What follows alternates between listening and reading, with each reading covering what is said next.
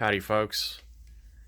The next phase of this old antique radio that was pretty much a basket case is starting to plan things out. So, I've gutted out everything, as you can see. The entire chassis is completely gutted. I've left the tube sockets in here because I thought, you know what, I might use them. They seem to be all right. Nothing wrong with them. I've been staring at the chassis for a little bit, and I've been looking at all the different options and things that I can do to set this up and make it work. And so I'm looking at things like the setup and what am I going to do. This amp is going to be based around a 2.6 V6 amplifier, and that's basically what we're going to do. So it's going to be some sort of, Fender Tweed thing, Princeton style circuit. It might end up being a Supro, like 60, what is it? 1624T, the original ones, not the reissue ones these days. They were 2.6 V6s. I don't know if I have enough transformer to put in enough tubes in here to, there's the tremolo and then there's the second channel and all that. What I'm thinking in regards to the power supply is that I may end up, because this is such a deep chassis, like if I stick my palm in here, pretty much comes up to my knuckles.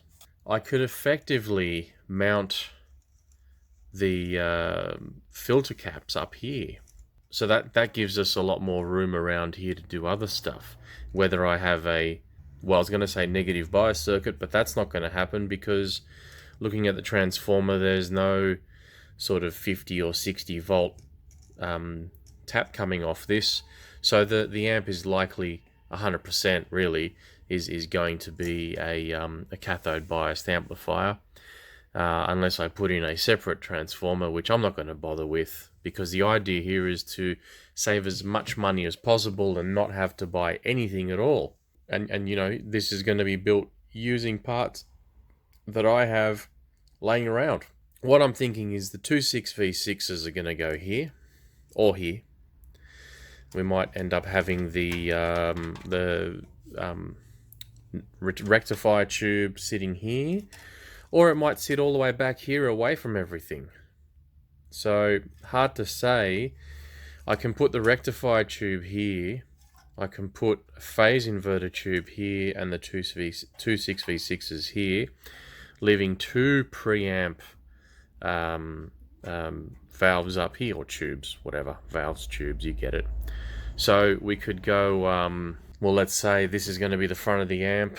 We can have inputs. Two inputs, or we can have one input, something else. We can go with two inputs. Gain, I guess, or input volume, or whatever. Or it could just be a volume and that's it. Tone. And then we could either go for a master volume on the outside of here, and then that can be an indicator light, and we can drill a new hole here and put a switch here. And on the back, we can do things like it could be speaker output, or so it's probably speaker output, and we can either have a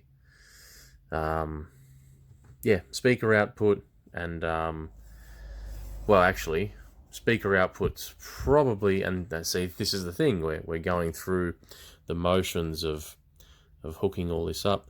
Speaker output can either probably go in that hole there, or this one here, and that one there we can drill out further and put in an IEC plug, a 3-pin socket. There's a lot to think about. So if I did that, I'd bring the power in here, and this is our primary for the power transformer. Power goes here, and then comes in through here, goes to our switch. Okay, comes back in here and switches on the power transformer. We have our 6.3 volt lines here. Now these wires, don't worry about them. I'm not going to use these. These are not the original wires from the radio, and they're just cheap plastic nasty things that are... I'm going to be using some nice wire. I'm going to use some cloth wound wire, in fact. So all this will be replaced. However, this is our 6.3 volt line, so I will slowly start wiring up our heaters. This is our 5 volt line, which will go to, well, fingers crossed, I'm hoping maybe we can go to our rectifier tube up here. And then this is our secondaries coming out of the power transformer, which will obviously go up to our rectifier tube and be rectified, and then come back down here to our filter caps. So that's an option as well. The alternative, and this may require more work or not, is if I leave all the power centralized down here, I can make this my rectifier tube. That way everything is, all the power stuff is down here in this corner, and then I'll have two 6v6s, the phase inverter can be here, and then I have my two preamp tubes up here. So that's an option as well. Now the other thing is there's this whopping great big hole here in the chassis. I am in two minds about leaving it open or closing it. I'm not 100% sure what to do, and I may end up just maybe drilling some holes, putting in a plate here, bending a sort of a right angle plate here, and covering this up, or leaving it open. I'm not really sure yet. So, you know, again, more planning involved. But I think, talking out loud now, I think, yeah, power supply, stick to everything down here. So our 5 volt line can come down this way or whatever, and or come around this way, you know, and go to our rectifier tube down here, along with our secondary, and our primary is gonna well, you know, go this way, but it's actually going to go this way to the switch first. Indicator light will probably be just a 6.3 volt pilot light that I'll run off the heater, so that's fine. And I'll probably put a couple of 100 ohm resistors hanging off that to make it load balanced and prevent hum. So look, it's slowly going to start coming together. I've got capacitors in stock, I've got other bits and pieces, and hopefully, yeah, what I'll probably start doing is I'll see what these tube sockets are like. If I have to buy new ones, I have to. If I don't, that's perfect, and I'll take it from there. The last time I put the video up, I said, you know, comment below in what sort of amplifier you think I should make. And the reality is the output transformer is meant to drive two 6v6s. In other words, we can also drive two EL84s. The reality is, because we've got these old vintage tube sockets here already, and there's nothing wrong with these tube sockets, so I'm going to leave them in here. I figured the wisest thing to do would be to stick with the two 6v6 in push-pull.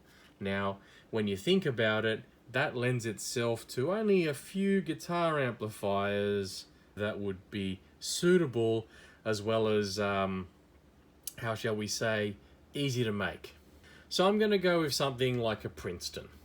Two 6v6s, a rectifier tube of some description, and you know, the rest of the circuit. Now, I haven't even looked at any diagrams yet to see what we can do, which version of the Princeton I'm going to do.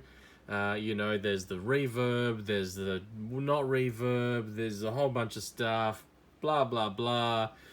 What we're going to do is we're going to measure the things that are on these lines using a variac, and we're going to see if they're wired in the correct spot. Now, the good thing about this old transformer is it's got the markings of what these lines are supposed to be.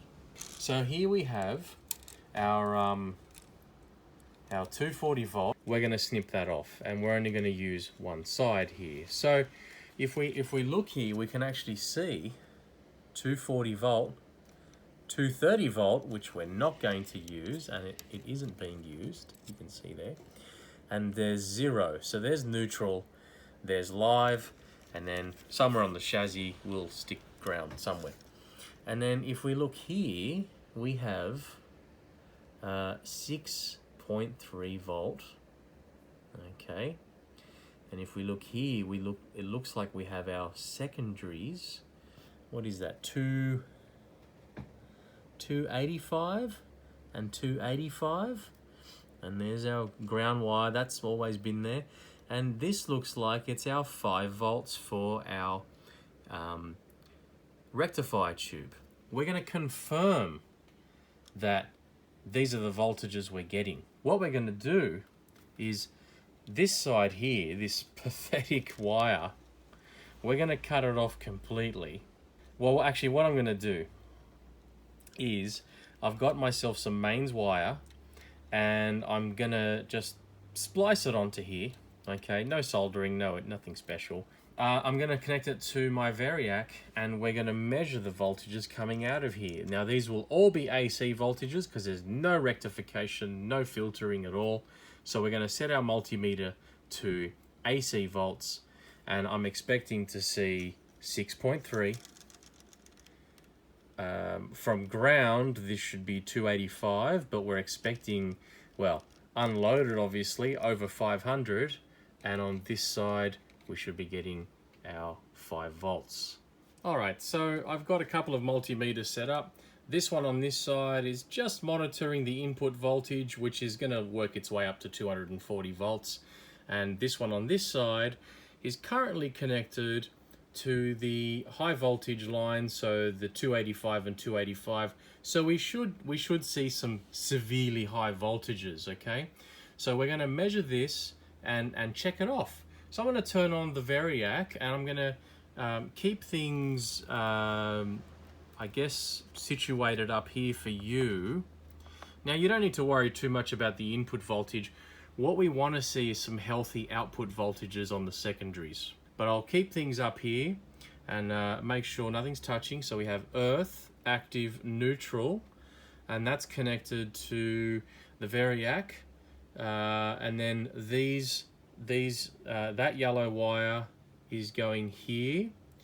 This white wire is going here. And then that yellow one here is just going whoop to ground. Okay. Now over on the secondary side, we have this red and green. Again, this is AC, so it doesn't matter too much what the polarity is, but they're going down here and they're connected to probes, because I don't want to touch anything. The only thing I'm going to touch is the control on my variac. Keep an eye on these voltages here. Now I'm going to turn the variac on, so you'll see some voltage. I've got it set to AC 750 volts, and I'm just going to pump this up to about 100 volts AC on the variac. So we can see a nice healthy voltage there, and if we look here, it's in between the 0, see, AC volts, this red line, this red meter. So we got between 0 and 2, which means we're roughly sitting on about 100 volts.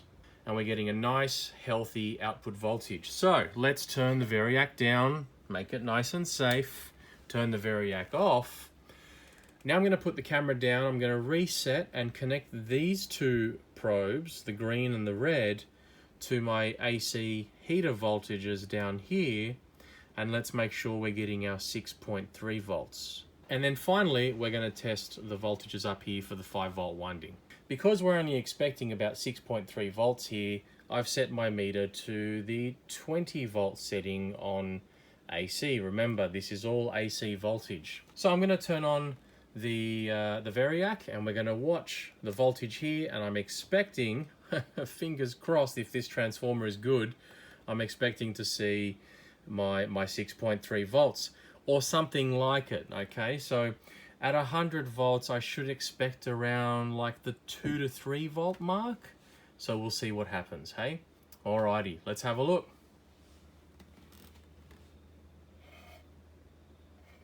Okay, voltage is going up. Although I'm at 100 volts, I don't seem to be getting much there. That doesn't look very good at all, does it? Oh no. So I'm at 100 volts, and you can look here, see I'm in between the 0 and the 2. That's 100 volts. Crap. Okay, so no heater windings. Well, look, there really isn't any point in going on anymore, is there? I mean, let's turn the Variac up to 240 volts. Look at that, I'm only getting 1.27 volts AC.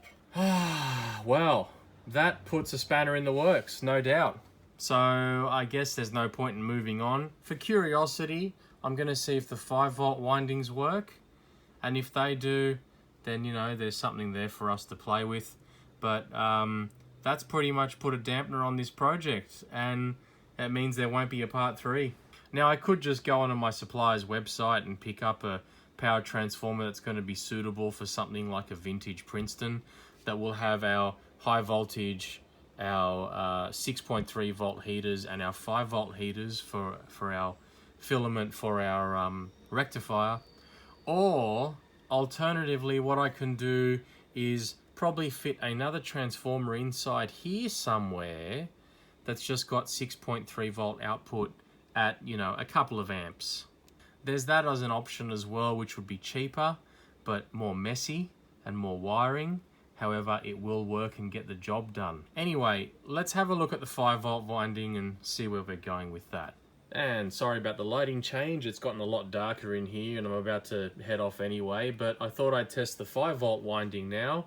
So I've got the multimeter hooked up, again on the 20-volt AC circuit, or AC setting, and I've connected my probes to the 5-volt line. So here's the Variac. We're getting some voltage. I'll bring it up to about 100 volts. So we got 5-volt winding happening. And that's about 2.5. So if I bring it up to 240, there's our 5 volts. So good news, we do have filaments for the rectifier tube. Well, folks, surprise news. It looks like maybe these 2 yellow wires are wired incorrectly. So I was sitting here just looking at the transformer for a moment and I noticed that, I won't point to it because I do have things plugged in, but there's a 6.3 volt sitting there, okay, and that refers to this wire. And then there was that little 5.4 volt sitting where that wire is just there, the yellow wire in the middle. Can you see that? I think you might be able to see that. And I thought, hang on a second, it was only coming up to about 1 volt, wasn't it? So I thought, I'm just gonna have a quick look here and I'm gonna see if perhaps, maybe, one side of the filament is connected to this side, the 6.3 volt, and the other side should be grounded. Maybe. As it turns out, I've done that. I've connected my multimeter to the 6.3 volt and I've connected my other end of the multimeter to ground. Now I'm going to turn on the Variac and look at the voltage. So that's at 100 volts now, which, if you think about that, that is about half of 6.3 volts. In fact, if I get it bang on 100 volts, so let's look at my AC voltage coming in, you can see that is at 100 volts and that is at 3.4. So, you know, unloaded obviously. Now if I crank this up to 240 volts, I should get 6.3 volt. And obviously because there's no load on the transformer, there it is. So that's fantastic news. It means that we can salvage this transformer. That means that we can continue with this project. So stick around for part 3 coming up, where I start to populate this as per the Fender Princeton diagram.